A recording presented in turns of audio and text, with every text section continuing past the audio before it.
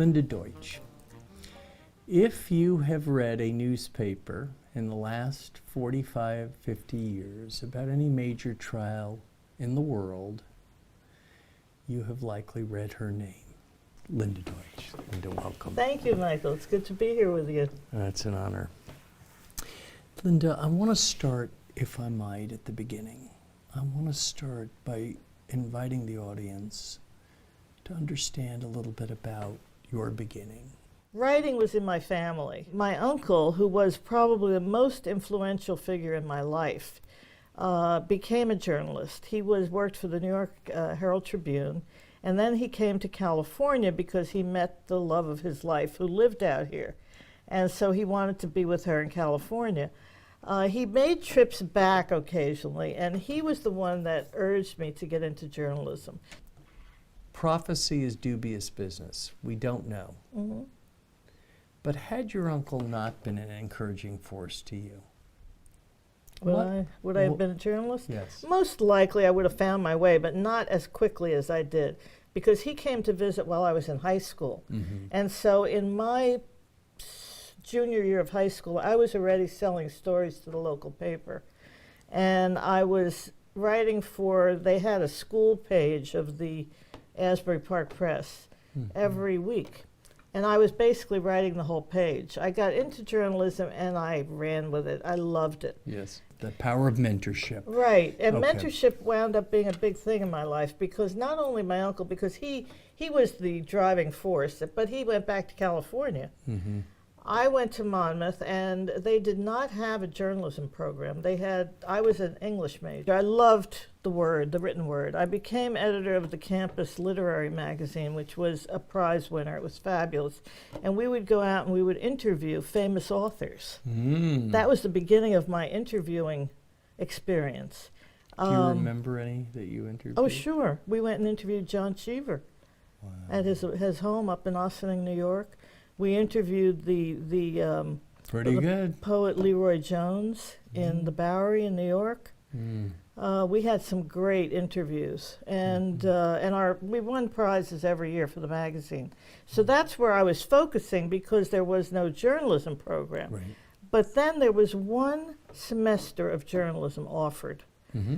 And of course I took the course. Well, the teacher said to me, "You don't need this course. You've been doing all this already." I was already feature editor of the campus newspaper, and I was selling stories to the local paper. And he said, "Why don't you just work on class time?" So that was terrific. But then he did something for me that was life-altering. Which is? He got me a summer job with the paper in the town where I was born, Perth Amboy. The Perth Amboy Evening News. In a weekly newspaper? No, it was a major daily. Daily. Okay. I kind of lived a charmed life from the time I got into journalism. While I was working at that paper, I was reading through the paper one day, and I saw that there was going to be this Civil Rights March on Washington. Mm-hmm. And I was fascinated. This is now 1963, Right. August. Right. August 1963. Yeah. You become aware of this March on Washington, a civil rights demonstration, highly controversial at the time. Yes, they were predicting violence. I knew plenty about the civil rights movement because I was editor of the campus literary magazine. We'd written about it. And there were many activists in my class. There were kids that had gone freedom riding, all of that. I was working this night job. I didn't see the editor, but I clipped out a clipping from the paper about the march, Right. and left it on his desk at night when I left with a note saying, "Don't you think we should cover this?" Because I was 18 years old. I had no standing to really demand Right. anything. Right. And he called me at home the next morning, and I'll never forget it. He said, "So you want to cover this, huh?" And I said, "Yeah, I'd really like to." And he said, "Well, okay, you can cover it, but it can't cost us anything." That was my first lesson in journalistic economics. Okay, tell us about journalistic economics. And so I knew that I couldn't spend any money. So how are you going to how am I going to get there? From Perth Amboy, New Jersey, To Washington, Washington, D.C.? I called the NAACP chapter and told them I wanted to write a story and could I come with them on their bus. They were delighted to have me. And that's how I got there. I went with them on their bus. So the power of initiative, the power of creativity and audacity again rears its head. But it was dangerous, and I could not tell my mother that I was going. Why? Because she would have worried desperately that I was going to be harmed. They were predicting riots. They were predicting all sorts of stuff.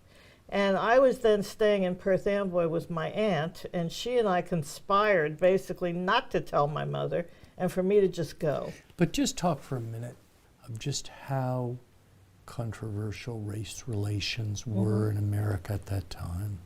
People were getting killed in the South. The Cheney and Schwerner and the three guys, the civil rights workers who were murdered, were a huge story. There had been a lot of people murdered. It was risky. It was risky, but I didn't think of that. When you're 18 years old, you don't think of that. And as it turned out... Well, you thought about it enough not to tell your mother. That's true. Okay. So but now, as it turned out, it was one of the most peaceful demonstrations that ever happened in this country. And for me, as a person, looking at the civil rights movement, it was life-altering. I mean, I remember standing out there with my arms around people in the crowd, black and white, singing "We Shall Overcome." You couldn't help but join in. It was so affecting. Now, when you were there, you heard many speakers you were covering. Was it evident to you that this young, charismatic preacher, not particularly well known at the time, named Martin Luther King, was to be destined to be the leader that he became? Was that... It was too chaotic, for one thing. I did hear him give the speech, but the famous "I Have a Dream" speech. Yes. But it was so late in the day. They held him until the last. And everybody was trying to get out of there and go home.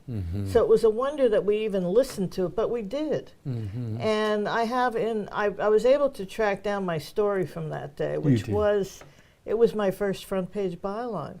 In the Perth Amboy newspaper. Yeah, and it did mention the speech, and it said that one of the members of our group thought it was the greatest speech he had ever heard. Now, you have to realize that the Washington Post that day wrote a story about the march and never mentioned Martin Luther King.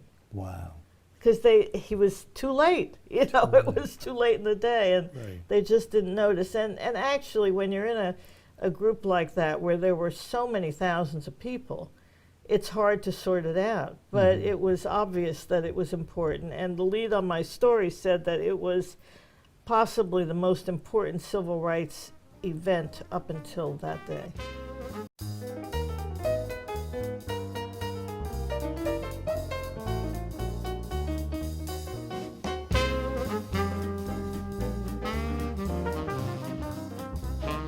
So it was 1968, June, and my shift started at midnight because it was the night of the California primary, Democratic primary. Yes. And we knew that results would be coming in and so forth. So I got to the office just before midnight. And at midnight, 5 after, Bobby Kennedy was shot. And our entertainment writer, Bob Thomas, was who I knew, the only one there for AP. He had been assigned at the last minute because nobody thought anything would happen, that the results wouldn't come in till the morning, and Kennedy would give a speech and Bob would cover it. Bob should have gotten the Pulitzer for that night because he was standing right next to Kennedy, saw him shot, saw blood on his head, and called into the office and said, "I have seen the senator and there's blood on his head and he's, mortally wounded." It was the first that anyone in the country knew about it. Right. Because TV had stopped broadcasting. And Kennedy was in the kitchen at the Ambassador Hotel. He was not on camera. Right. I wrote stories that night. He called you. He called the Bureau. And he dictated the whole thing. And he said that he actually got up on a steam table in the kitchen, because Bob was very short, as you may remember. I do. And he stood up there so he could see Kennedy. That was very dangerous. Yeah. And It was bedlam in there. it was bedlam. And then Sirhan was arrested, and shortly And after Rosie that, Greer almost killed Sirhan right on the spot. that's right, that's right. It was a scene that I have replayed a million times in my mind because I covered part of the trial, and because I did huge research on it later when there So were this theories. becomes your first major trial? It's really my first major trial, but I didn't cover it alone. Okay. I was very young at that point, Mm-hmm. and very inexperienced. I had never covered a trial other than, you know, a local trial So in New you Jersey. go into a courtroom and you see Sirhan. I do. But there are two other reporters from New York who are there doing the main stories. I am assigned to do, like, the features, the sidebars, the descriptives. Sirhan noticed me, and he has always noticed me, because in recent years I went to one of his parole hearings, Mm-hmm. and when I walked into the room, he looked up and he went, he remembered me. Wow.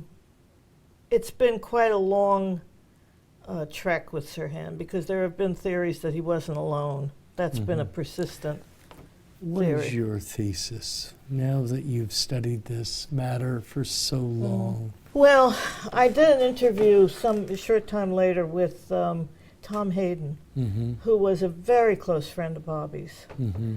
and was devastated by this whole thing. And I said to him, "Do you think that Sirhan did it alone?" Yes. And he said, "What do you think?" And I said, "I'm not sure." I said, "I've done a lot of research on this, and I think there's a possibility he wasn't." And he said, "Do you know why you think that?" And I said, "No." And he said, "You think that because, like a lot of people, you think that significant acts are committed by significant people, Yes. and sometimes they are They not." aren't. But his greater point is interesting, that the pattern-seeking creature, the human, has a difficulty reconciling that significant acts can be, okay. By insignificant people, yeah. So I mean, then, it's the same thing with Lee Harvey Oswald, and the same thing with Jack Ruby. They were not significant people, but they changed history. yes. Now, we go to August of 1969. Okay, this is You're the, working at Associated Press, right. and then what happens? I am assigned on a Saturday morning to go to the airport in Orange County to meet President Nixon, who is coming in to see his new Western White House in San Clemente. Right. And I am what they call the touchdown person. AP always has somebody at the airport to make sure the president's plane touched down safely. And then you call in, you say, "He's here, touchdown," and you can leave. So I was there till he touched down. I called in, and everybody was in hysterics at the office. And they said, "Forget about Nixon, just get in here as fast as you can. There's been a terrible murder up in Benedict Canyon.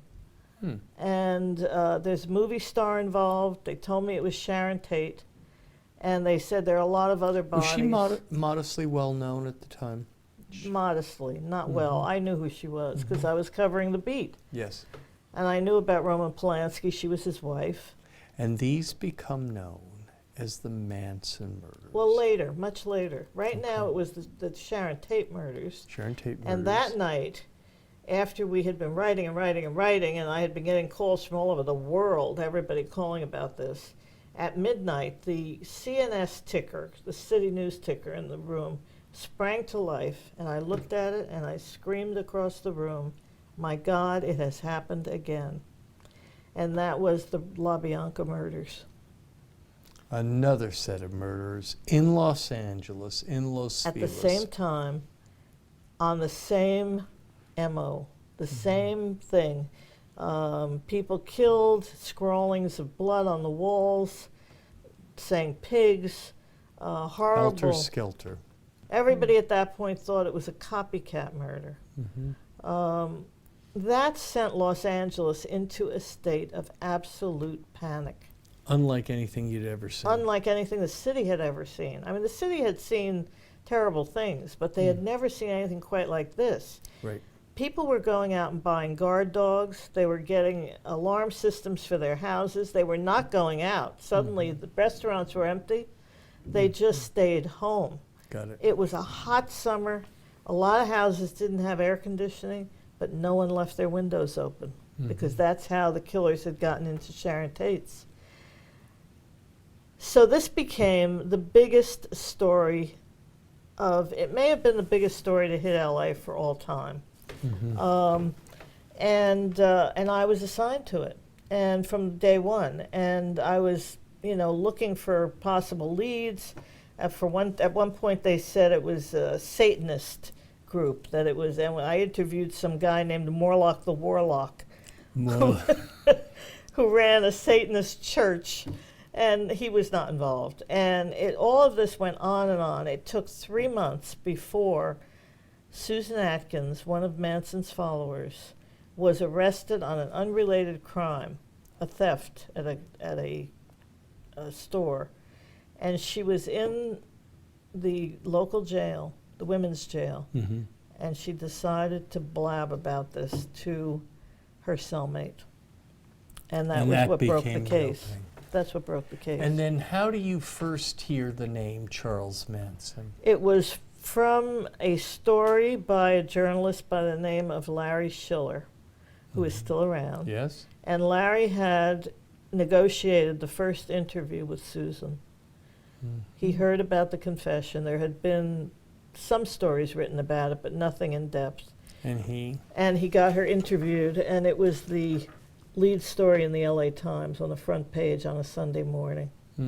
I think people who were here then will never forget it, because it was this story of horror of this cult group that lived out at a ranch in the valley under the sway of this evil mastermind, Charles Manson. And ultimately he was arrested up in the high desert at another hideout. Susan was kept in custody, and she named the others who were involved, Patricia Krenwinkel and Leslie Van Houten, and the arrests were made.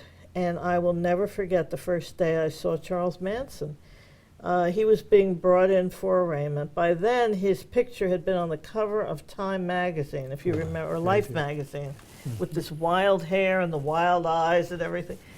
And you thought you're going to see this monster, right? But I was in the courthouse hallway, and in they brought this little teeny person, barely much taller than I, and I'm 5'1". Charlie's 5'3". Wow. And he was so little. And he was wearing this buckskin outfit with fringes. And he just looked absolutely confused. He was looking around at this mass of people. I mean, there were cameras all over the hallway. In fact, there was such a scrim of cameras trying to get a shot of him that they all collided, and they pulled a water fountain out of the wall, and the whole hallway was flooded. Wow. So the first sight of Charles Manson is a surprising sight in that he's very short. He's 5'3". Does not look threatening. Doesn't look like, He a looks madman. confused. He looks confused. He's got kind of shaggy hair. And then you cover And then I the covered the most trial sensational trial in maybe history. in history. Yeah. And And what- I was not supposed to have done it alone. It was like fate conspired to have me do this by myself. Destiny also is often written that way. Oh, so- definitely. It was cinematic in a way. The Shakespearean. Shakespearean.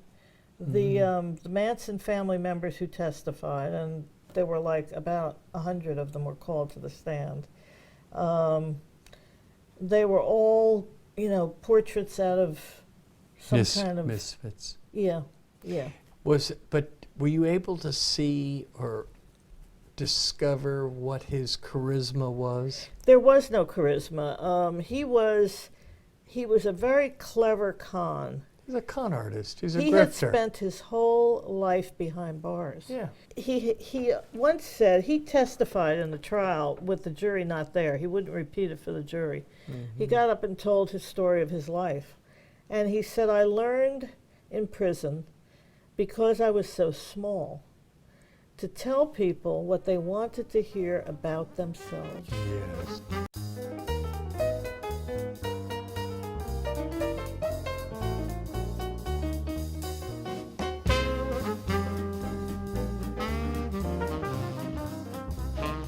The O.J. trial was something that no one could have imagined ever.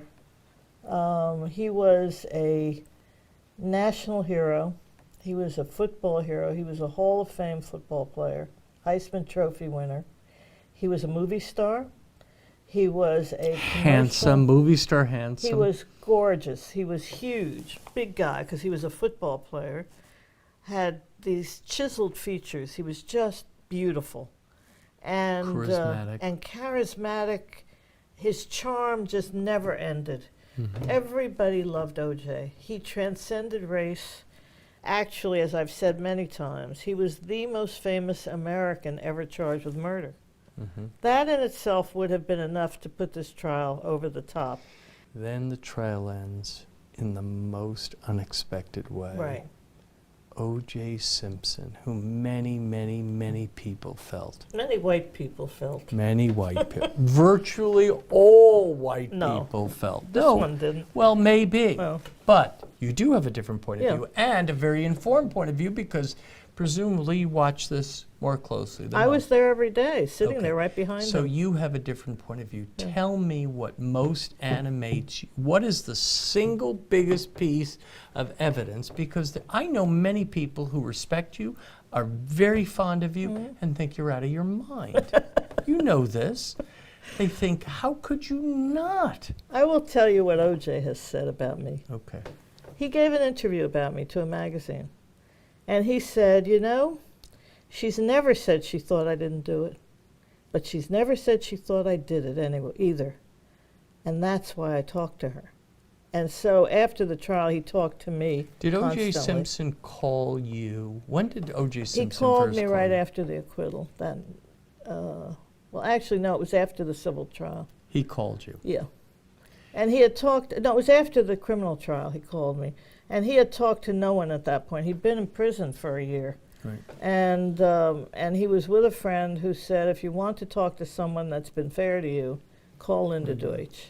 And he called me, and I interviewed him, and it was a huge sensation because he had talked to no one.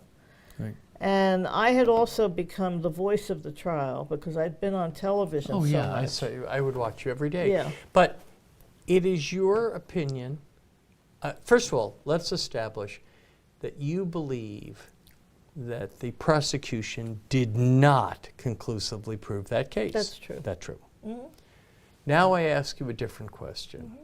The question is, do you believe that O.J. Simpson murdered Nicole Simpson? That's the question I will never answer because I don't know. It's not my job. It was never my job to determine that. I have asked him about it innumerable times. How does he speak with you about it? Or how did he speak with you? He was very open about everything. I don't think he ever held back on me. He was very... Was it convincing? Very convincing. I went down to Florida to interview him on the 10th anniversary of the killings. Mm-hmm. And I told him that I had been contacted by someone who was like a deep throat type, who gave me an alternative idea of how this might have happened and how he could have been there but wasn't really the killer, but he was involved and all this. And I said, what do you have to say about this? And he looked me straight in the eye and he said, I don't know because I wasn't there. How much credit do you give, in hindsight, to Johnny Cochran for that verdict? For the verdict? For how important do you think Johnny Cochran? He was very important. He was a fabulous lawyer. I mean, if I had ever been charged with a crime while he was alive, I would have called Johnny. He was brilliant.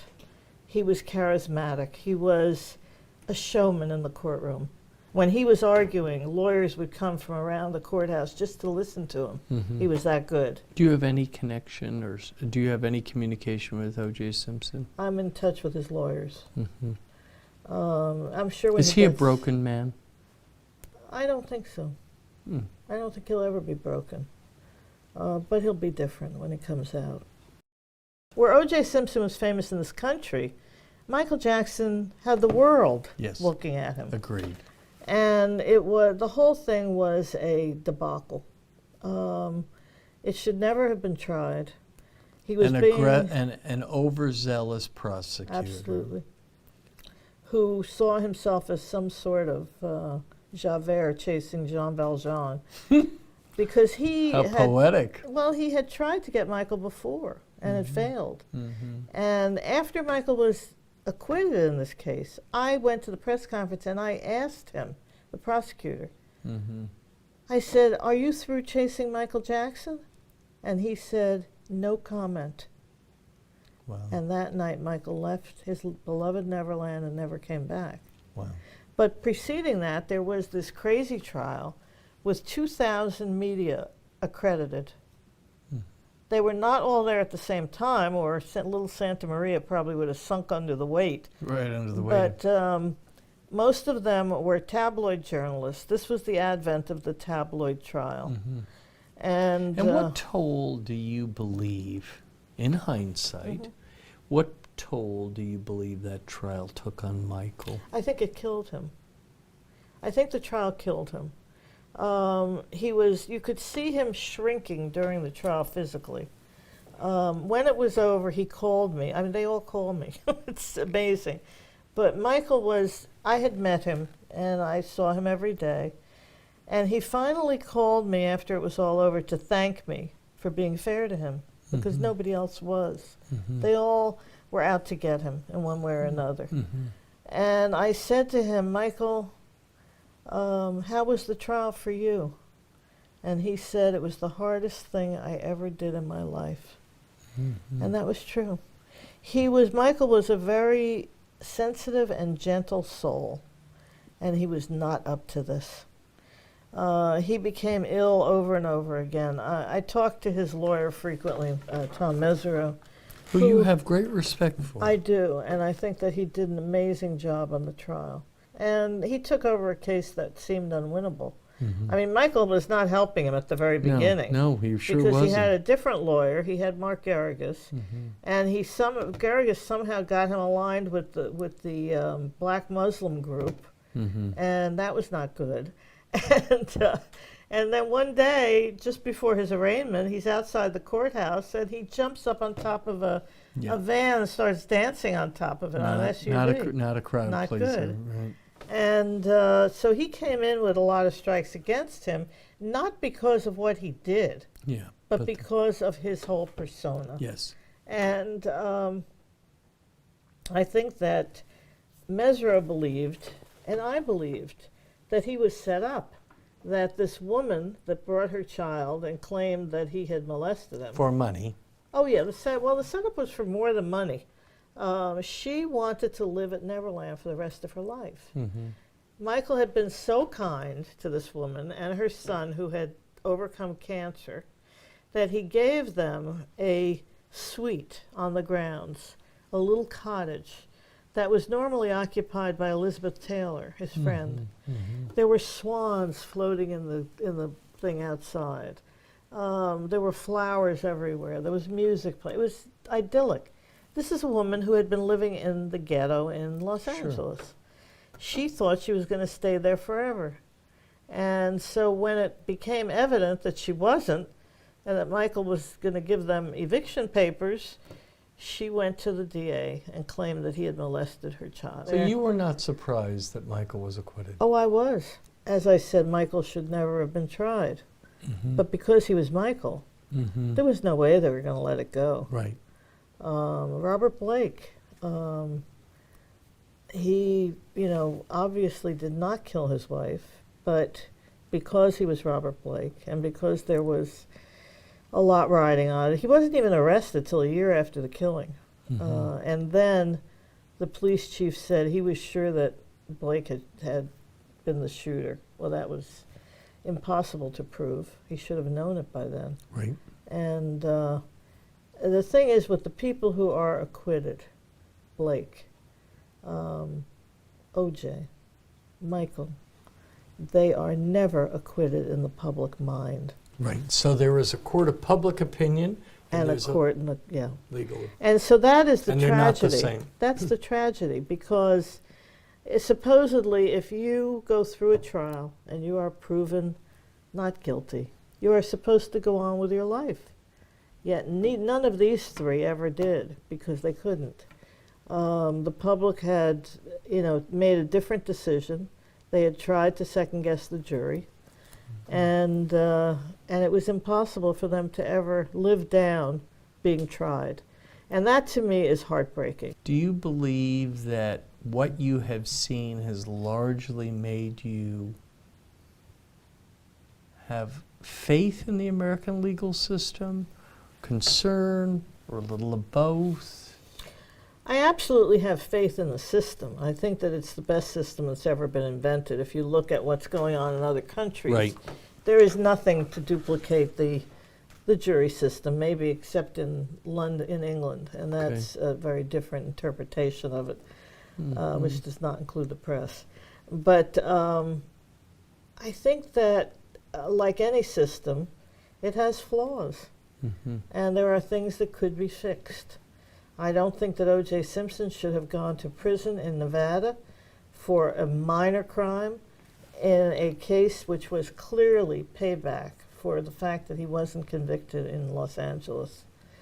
You have to realize that the trials I covered, and I've tried to count, but I've lost count. There are at least 60, maybe more. They are show trials. They're not symbolic of anything else. That's right. Because these trials give the public a chance to see their system at work and to see something that's emblematic of what's going on in society. Right. But they are not emblematic of what's going on every day in courthouses around the country. Where no cameras and no... Well, not only that, but most cases are settled. Let me ask you this in closing. We've talked about your feelings around the American legal system. What about your feelings about journalism in contemporary American life? Well, in the journalistic world, I sometimes feel like a visitor from another planet. How so? Things are not now like they were when I started. They're just not. Are they better? Are they worse? Or are they different? I wouldn't say they're better. I think that there is a cult of personality now around journalism that's not healthy. When I started, no one knew who I was. All they knew was my byline. Eventually, I became known because I was the face of the O.J. trial, but there was never this feeling of, I have to cover this because it's going to make my career. I never even thought of that. Yeah, you just... But in the electronic media, which is now so prevalent, the TV media, Right. stars are made from trials. Sure. And that gives you a very... that Nancy Grace type of personality. That gives you a very different motivation to be there. I was there to tell the truth. Linda, thank you for being here tonight. Thank you for being a witness to history over the last 40 years, and thank you for sharing some insights into the very unique world that some would argue you seem destined from a very early age to be called to.